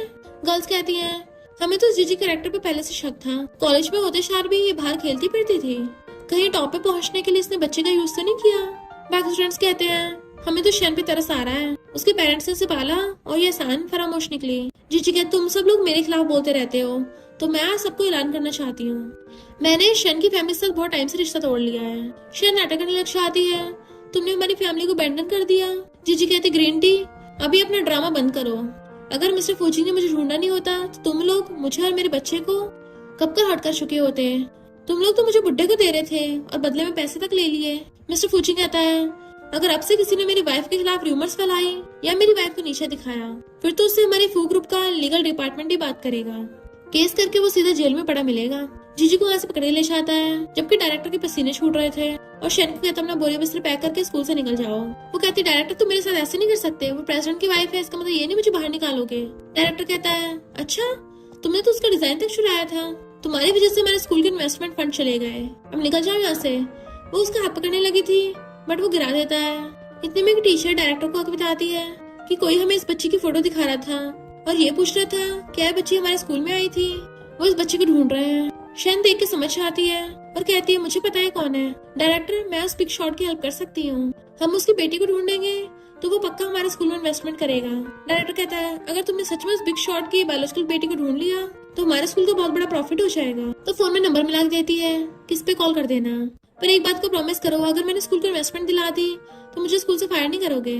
डायरेक्टर ओके बोल देता है। जीजी कहती है थैंक यू मिस्टर फूचिंग। तो कहता है आपसे तुम अच्छे से अपनी स्टडी पे ध्यान दे पाओगी और बाकी सब मुझ पे छोड़ दो। तो कहती है हाँ मैं बहुत मेहनत करूंगी। देन वो उसका हाथ पकड़ लेता है कि मैं तुम्हारी सारी विशेष पूरी करूंगा। वो स्माइल करती है, देन वो क्लोज होके उसे पकड़ के किस करने लगा था पर वो उसका हाथ पकड़ लेती है और दूर कर देती है। वो पूछता है क्या हुआ, तो कहती है मुझे तुमसे कुछ पूछना है। जब से वो डिनर हुआ है तब से लेके मैंने अपने बायोलॉजिकल पेरेंट्स को ढूंढने के बारे में पोस्ट डाली थी पर अभी तक उस बारे में कोई न्यूज नहीं मिली, तो मैं चाहती हूँ तुम मेरी हेल्प करो। तो कहते चिंता मत करो, मैंने किसी को इन्वेस्टिगेट करने को बोला है। वो खुश होती पर फिर कहती है हाँ याद आया, बचपन में मेरे पास एक पेंडेंट था, शायद वो मेरे पेरेंट्स ने मुझे दिया हो, वो काम आ सकता है। वो कहता है कि अब भी वो पेंडेंट तुम्हारे पास है? कहती है अरे नहीं, वो पेंडेंट तो शायद मेरे डॉक्टर पेरेंट्स से ले लिया था, मैं उसको वापस लाना भूल गई। असिस्टेंट पूछता है बॉस क्या करना है, तो वो कहता है शेन फैमिली में चलो। इधर मॉम पूछती है कि सच में कॉल आएगा, वो कहती देखती जाना। तभी कॉल आता है, हमें पता चला है कि तुमने किसी बच्ची को अडॉप्ट किया था, क्या ये बात सच है? वो कहते हैं हाँ। वो पूछते हैं क्या उस बच्ची के गले में एक रेड ड्रॉप वाला पेंडेंट था? वो शेन के इशारे पे हाँ कर इशारे थी। तो घर से आवाज आती है तो तुमने जिस बच्ची को अडॉप्ट किया था ना वो शहर की सबसे रिचेस्ट किन फैमिली की बेटी है, जो भी उसको ढूंढ के देगा उसको रिवॉर्ड मिलेगा। तो वो ओके कर देती है और फिर फोन काट के कहती है, वो जीजी तो सच में बड़ी लकी निकली, सोचा नहीं था वो रिचेस्ट मैन की बेटी निकलेगी। शैन कहते हैं उस टाइम वो 7-8 साल की होगी, उसे तो याद भी नहीं होगा, ना उन लोग को याद होगा कि जीजी कैसे दिखती है, और वैसे भी वो पेंडेंट हमारे पास है तो हम इसका फायदा उठा सकते हैं। मॉम कहते सही कहा, तुम तो बड़ी स्मार्ट हो, जब वो उसके बायोलॉजिकल पेरेंट्स को ढूंढने के लिए आएंगे तुम उनकी बेटी बनने का नाटक कर लेना और फिर हमारी लाइफ ऐश में जाएगी। मॉम तभी पेंडेंट निकालते, अच्छा हो हमारे पास ही है। तभी उनको आवाज आती बाहर से जीजी की। वो लोग आकर गेट खोलते हैं तो जीजी मिस्टर फुशिंग और बॉडीगार्ड्स के साथ आई थी। तो वो कहते हैं हम कौन से तुमसे डरते हैं, भले तुमने अपने अडॉप्टेड डैड को जेल भेज दिया। जीजी कहती है मैं यहाँ पर अपना सामान लेने आई हूँ, तुम लोगों से बकवास करने नहीं। शैन जल्दी से वो पेंडेंट खुद पहन लेती है, छुपा लेती है अपने कपड़ों में। मॉम कहती है मैंने तुम्हारा सामान पहले फेंक दिया है, और गेट बंद करने लगी थी बट मिस्टर फुशिंग के बॉडीगार्ड्स अंदर घुस आते हैं और वो लोग भी अंदर आ गए थे। वो रोकने लग जाती है कि तुम ऐसे इलीगल हमारे घर में नहीं घुस सकते। वो कहती तुम लोगों के पास मेरा सामान है तो मैं वापस लेके जा रही हूँ, मुझे मेरा रेड रोप वाला पेंडेंट वापस कर दो, मैं यहाँ से चली जाऊंगी। तो कहते हैं बोला तो तुम्हारा जो भी सामान था हमने बाहर फेंक दिया। असिस्टेंट और बॉडीगार्ड पूरे घर में ढूंढते हैं पर उनको वो रेड पेंडेंट नहीं मिलता। जीजी खुद वहाँ पे ढूंढने लग जाती है पर उसे भी नहीं मिलता। तो वो सोचती कि ऐसा तो नहीं मैंने उसे कहीं गिरा दिया हो। मिस्टर फुजिंग कहते चिंता मत करो, आराम से याद कर लो तुमने कहाँ रखा था। शैन कहते तुम्हारा बहुत हो गया, पहले मेरे डैड को जेल भेजा, फिर मुझे स्कूल से निकलवा दिया, अब हमारे घर में एक छोटी सी चीज के लिए तमाशा कर रही हो। जीजी कहते चलो वापस चलते हैं, और मिस्टर फुजिंग उसका हाथ करके ले जाता है। पर शैन पेंडेंट को देख सोचती है मुझे जल्दी किन फैमिली से मिलना होगा।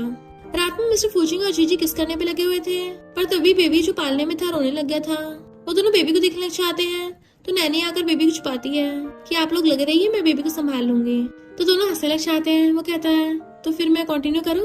तो कहती है बहुत गर्मी हो रही है, मैं कोल्ड शावर लेने जा रही हूँ। जैसे वो जाने लगती है मिस्टर फुजिंग भागकर जाकर उसे पकड़ लेता है। तुम्हें क्या लगता है इस फायर को तुमने स्टार्ट किया है, अब तो बुझाना भी तुम्हारा ही काम है। वो कहते मुझे नहाना है। तो कहता ठीक है चलो साथ में नहाते हैं, और उसे गोद में उठा के ले जाता है। वॉशरूम में अपने कपड़े निकाल के उसे किस करने लगा था, और वो दोनों वॉशरूम में स्टार्ट हो जाते हैं। मॉर्निंग में जीजी की आइज खुलती हैं कि मिस्टर फुजिंग का चला गया, और देखती है उसके फिर से लव बाइट के निशान है। तो सोचती है ये अंकल बीस्ट है क्या, रात भर छूटता ही नहीं है। और फिर रात वाले सीन्स याद करती है जब वो दोनों वॉशरूम में रोमांस करने पे लगे हुए थे। तो हंसने लग जाती है। नैनी आके बताती है कि आपके डिनर का टाइम हो गया। तो पूछती है मिस्टर फुजिंग के काम पे चला गया है। नैनी कहती नहीं, वो आपके साथ खाना खाने का वेट कर रहे हैं। वो कहती ठीक है अभी आती हूँ। जैसे वो नीचे आती है मेड उसके गले पे लव बाइट देख लेती है तो हंसने लगी थी। जीजी थोड़ा एम्बैरस हो रही थी। मिस्टर फुजिंग कहते तुम तो ऐसे छुपा रही हो जैसे कुछ हुआ ही ना हो। देन वो अपने भी गर्दन पे लव बाइट के निशान दिखाता है। तुम भी तो लिटिल वाइल्ड कैट हो। वो खुद हैरान थी कि ये सब मैंने किया है, इसका मतलब बीस्ट तो मैं खुद निकली। इतने में नैनी जाजो को गोद में उठाकर भाग के लेके आ रही थी कि पता नहीं बेबी को क्या हो गया, सही से खाना नहीं खा रहा। मिस्टर फुजिंग कहते मैं इसको हॉस्पिटल लेके चलता हूँ। वो कहती है तुम्हें तो मीटिंग अटेंड करने जाना है ना, तुम्हें लेट हो जाएगा। तो कहता है मेरे लिए तुमसे और बेबी से ज्यादा इम्पोर्टेंट कुछ भी नहीं है। और वो दोनों जल्दी से बेबी को हॉस्पिटल लेके भागते हैं। देन डॉक्टर से चेकअप कराते हैं तो डॉक्टर बताता है कि आपके बेबी का रेयर ब्लड है, इसी वजह से कमजोर हो गया और खाना भी नहीं खा रहा है, तो जल्दी से जल्दी इसका ब्लड ट्रांसफ्यूजन कराना होगा। मिस्टर फुजिंग कहता है मैं जल्दी से ब्लड का इंतजाम कराता हूँ। डॉक्टर कहता है ये ब्लड बहुत ज्यादा रेयर है, मुझे लगता है आपको पूरे शहर में कहीं मिलेगा। वो पूछते फिर मुझे क्या करना चाहिए। वहीं पर हम मिस्टर किन को देखते हैं जो कहते हैं ये कितना शोर हो रहा है, शांति नहीं रख सकते, तुम लोगों को रेयर ब्लड चाहिए ना तो मेरा ले लो। वो कहते सच में थैंक यू। पर मिस्टर फुजिंग को थोड़ा अजीब लग रहा था कि ये लोग अचानक से पता नहीं कहाँ से आ गए, पता नहीं इनका क्या मकसद होगा। अंकल किन कहते हैं अगर बेबी इतना यंग नहीं होता और ऐसे हालात नहीं होते तो मैं थोड़ी ना अपना ब्लड देता, मुझे भी कोई शौक नहीं है दया दिखाने का। वो कहता है तो बताओ तुम्हें कितने पैसे चाहिए। वो कहता तुमने मुझे समझ के रखा है, मैं क्या पैसों के लिए सब कर रहा हूँ। जीजी कहती मिस्टर फुजिंग तुम गुस्सा मत करो, हो सकता है ये ओल्ड मैन अच्छे इंटेंशंस के हो, हमारी हेल्प करना चाहते हो। अंकल अगर आपका सच में रेयर ब्लड है, आप हमारे बेबी को बचा सकते हो तो आप जो बोलोगे हम देने के लिए तैयार हैं। वो कहते मैं तो खुद ही बुढ़ा हूँ, मुझे कुछ नहीं चाहिए। और सोचते हैं मुझे तो बस मेरी बेटी चाहिए जिससे मैं अपनी जान से भी ज्यादा प्यार करता हूँ। बट उनका बटलर कहता है आप तो बहुत ओल्ड हो, ऐसे अपना ब्लड निकलवाओगे हो सकता है आपकी बॉडी पे इफेक्ट पड़े, और आप भूल गए आप हॉस्पिटल किस काम से आए थे। एक लड़की के साथ आपकी इन्फॉर्मेशन मैच हुई है। वो सोचते बेचारे ओल्ड मैन भी अपनी बेटी को ढूंढ रहे हैं।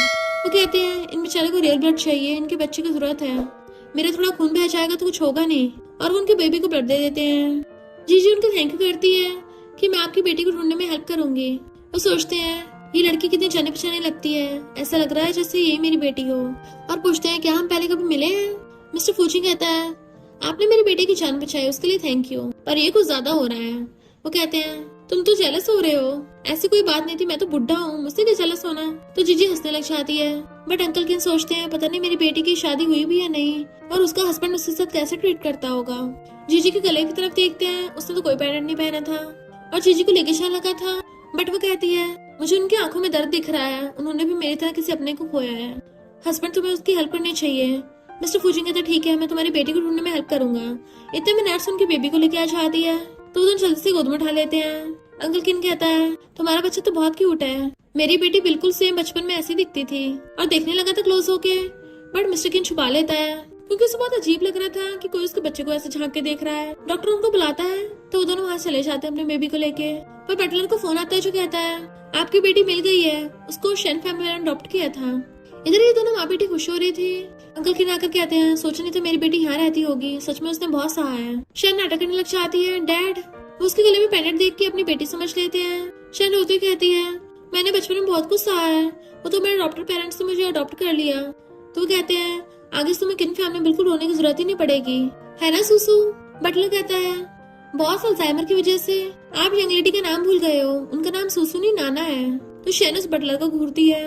इधर ये दोनों प्यार से बेबी को सुला देते हैं।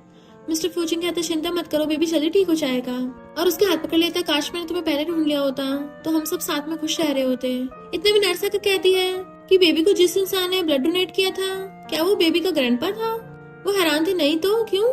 नर्स कहती जहाँ तक मुझे याद है उस ओल्ड मैन का और बेबी का डीएनए 99% मैच हो रहा है। तो वो लोग हैरान थे कि कहीं कोई गलती तो नहीं हुई। नर्स कहती है नई मशीन ने तो ये रिपोर्ट निकाली है, कोई गलती नहीं हुई है। जीजू को तो शौक ही लग जाता है। मिस्टर फूजी कहते इसका मतलब वो इंसान, वो कहती है वो मेरे बायोलॉजिकल डैड है, तभी उनको हमारा बेटा चना पहचान लग रहा था। वो कहते रो मत, मैं उनको जल्दी ढूंढ लूंगा।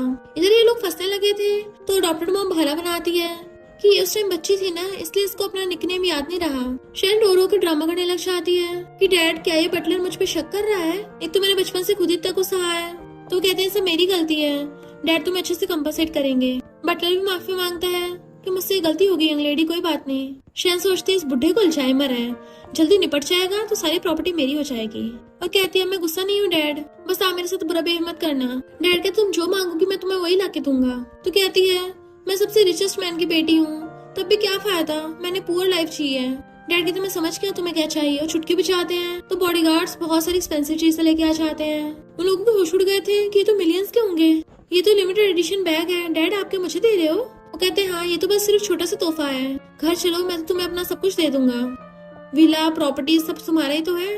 बटलर को शक हो रहा था और पूछता है तुम्हारे पास जो पेंडेंट है वो फेक थोड़ी ना होगा, एक बार दिखा दो। तो शेन कहती हाँ ये रियल है, मेरी मॉम ने दिया था। डैड आप देखो ना, ये तो बटलर बार बार मुझ पे शक कर रहा है। डैड कहते नहीं मुझे तुम पे भरोसा है। तो कहती है मुझे कोई पसंद है पर वो ऑलरेडी मैरिड है। डैड कहते हैं तुम्हें ऐसे दूसरों की शादी नहीं खराब करनी चाहिए। तो कहती है पर उसने मजबूरी में शादी की है, वो लड़की ने उसे फंसाकर उसके बच्चे से प्रेग्नेंट हो गई, उनके बीच में प्यार व्यार नहीं है, प्लीज डैड आप मेरी उससे शादी करवा दो। बट बटलर को किसी का फोन आता है और वो काफी गुस्से में लग रहा था। इधर चीची कहती है क्या वो हमसे मिलना नहीं चाहते। इन दोनों को वेट करते करते काफी टाइम हो जाता है। तो वो रोती कहती है अगर मुझे पहले पता होता वो मेरे डैड है मैं उन्हें हॉस्पिटल से जाने नहीं देती। मिस्टर फूजिंग उसे हक करके कंफर्ट करता है, चिंता मत करो मैं जल्दी तुम्हें तुम्हारी फैमिली से मिलवाऊंगा। तभी मिस्टर फूजिंग कॉल आता है। असिस्टेंट बताता है कि अचानक से किन फैमिली के प्रेसिडेंट ने आपके लिए शादी का प्रपोजल भेजा है और बोल रहे हैं कि वो आपके साथ बदले में 10 बिलियन का कॉन्ट्रैक्ट करेंगे, बट अगर आपने मना किया तो आपको इसके लिए कंपनसेट करना पड़ेगा, क्योंकि किन फैमिली वालों को अभी अभी अपनी बेटी मिली है। उन दोनों को शक हो रहा था अभी भी बेटी मिली है, कहीं ये सब कुछ कनेक्टेड तो नहीं है। मिस्टर फूजिंग ने तभी पता चलेगा जब उनसे मिलेंगे, और जानबूझ के शादी के लिए हाँ कर देता है, पर शर्त ये थी कि पहले वो उन लोगों से मिलेगा। जीजी कहती है अगर वो शहर के रिश्ते साथ में हुए तो फिर उनकी बेटी तो मैं हुई ना, कहीं उन्होंने मेरी जगह किसी और को तो नहीं अपनी बेटी समझ लिया, कौन होगा वो। वो कहता है कहीं शन तो नहीं है, तुम्हारा पेंडेंट खो गया था, कहीं उसने तो नहीं ले लिया और मिस्टर किन की बेटी बनने का नाटक किया हो। जीजी कहती है वो शन कभी नहीं सुधरने वाली, बचपन से मेरी चीजें छीनती आ रही है, इस बार तो उसे सबक सिखाना पड़ेगा, अब तो हद ही कर दी, मेरे बायोलॉजिकल डैड को छीनना चाहती है। नेक्स्ट दिन में शन कार से आती है स्टाइल मारती हुई, कंपनी में घुस जाती है। मिस्टर फूजिंग के ऑफिस में आकर कहती है तुम हैरान नहीं हुए, पर मैं पहले बता दे रही हूँ मैं तुम्हें यहाँ लेने आई हूँ। बट वो उसका हाथ हटा के साइड कर देता है और जहाँ उसने टच किया था वहाँ से साफ कर लेता है। शेन के अच्छे से सोच लो मैं रिचेस्ट किन फैमिली की बेटी हूँ, पर तभी वहाँ पर जीजी आ जाती है।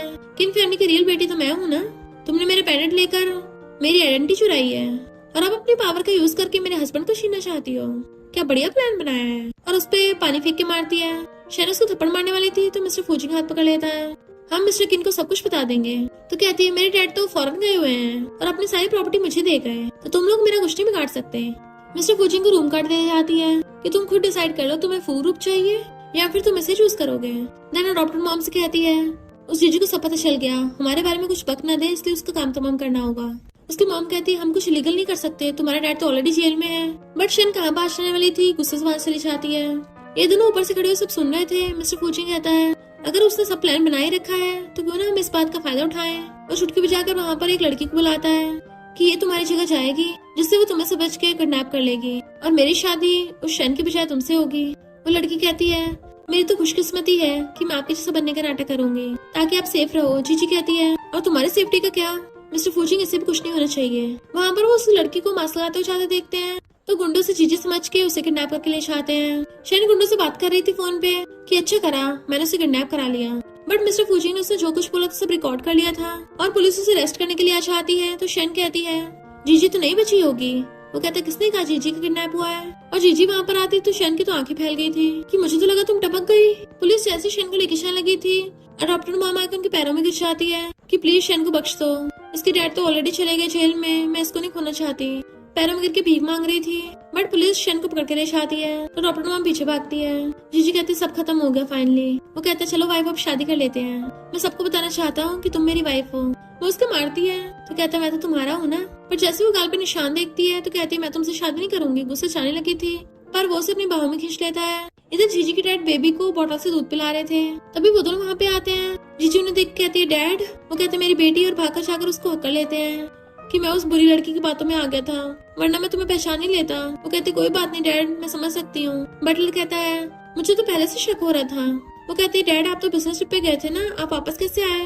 तो डैड कहते हैं मिस्टर फूजिंग ने मुझे कॉल करके बता दिया था। वो कहती है हस्बैंड तुम तो बड़े चंटे निकले, मुझसे झूठ बोला। उसके मारने लगी थी बट वो हाथ पकड़ लेता है। अब जब सब प्रॉब्लम सॉल्व हो गई है तो फिर हमारी प्रॉब्लम सॉल्व करते हैं। वो कहते मुझे नहीं पता, तुमने मुझसे झूठ बोला ना, बताया क्यों नहीं मेरे डैड घर पे हैं। तो वो उसे पकड़ के अपनी बाहों में खींच लेता है और उसे वहीं पे किस करने लगा था तो वो भी उसे किस करने लगती है। इतने में ग्रैंडपा आ जाते हैं तो जीजी के डैड पूछते हैं क्या ये दोनों घर पे ऐसे ही रहते हैं। ग्रैंडपा हंस पड़ते हैं और देन सब हंसने लग गए थे। जीजी एकदम से दूर होती है, ये क्या कर रहे हो, सब हमें देख रहे हैं। वो कहता है मैं अपनी वाइफ को किस कर रहा हूँ, इसमें क्या गलत है।